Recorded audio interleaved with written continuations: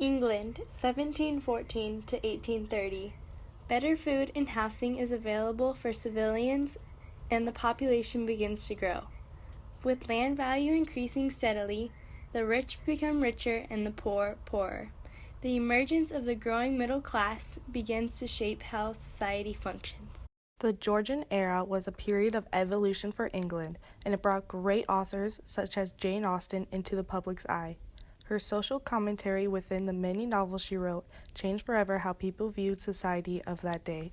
She emphasized the overall workings of social customs and etiquette, but for those who did not live in her time, it becomes a bit confusing. What was it like to live in the Georgian era? What societal rules did individuals have to follow? All will be answered right now.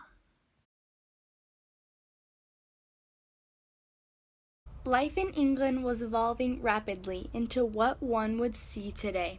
However, with food, not much was changing. Meat remained a delicacy, with bread and potatoes staying staples of the lower classes. In the Georgian era, the popularity of drinking tea increased dramatically, setting the stage for modern stereotypes of English people. Luxury was limited to the rich, as one can see in the housing situation of that day. There were great country houses and gorgeous gardens created for them, with the buildings furnished with only the finest upholstered pieces. Only for the rich, though.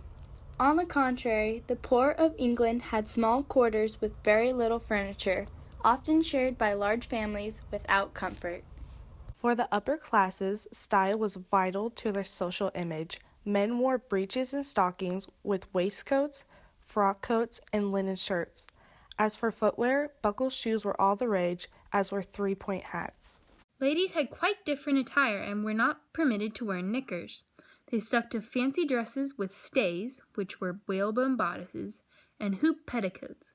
If they were especially fashionable, they would carry a fan with them. Between both genders, wigs were more than often not worn. As for lower classes, they did not have enough money for fashion, and their simple clothes stayed as they always had. Games and leisure time were important to those with money. In the Georgian era, games such as chess and backgammon remained as popular as ever, as did tennis and an early version of football.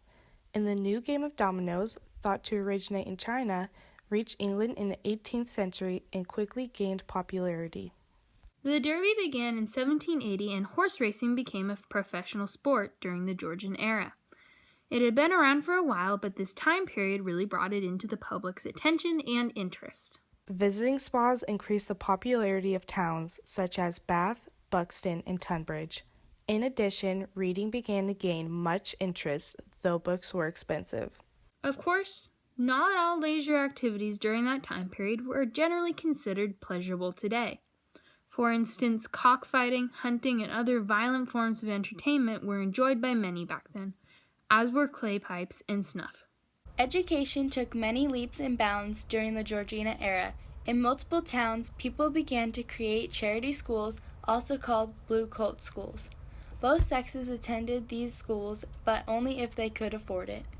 Marriage was a vital milestone in the lives of young English people. It decided how each was to spend the rest of their life, and finding love was a journey captured by many authors such as Jane Austen. Though ultimately it was their children who would choose their own fiancés, parents had a great deal of influence on their child's marriage and love life.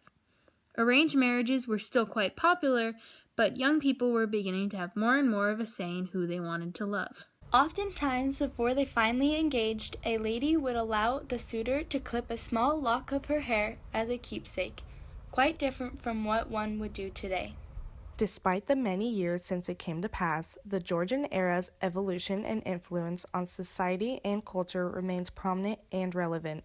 One can see this in the subtle similarities between the two time periods and the wonder it imposes on anyone who studies it.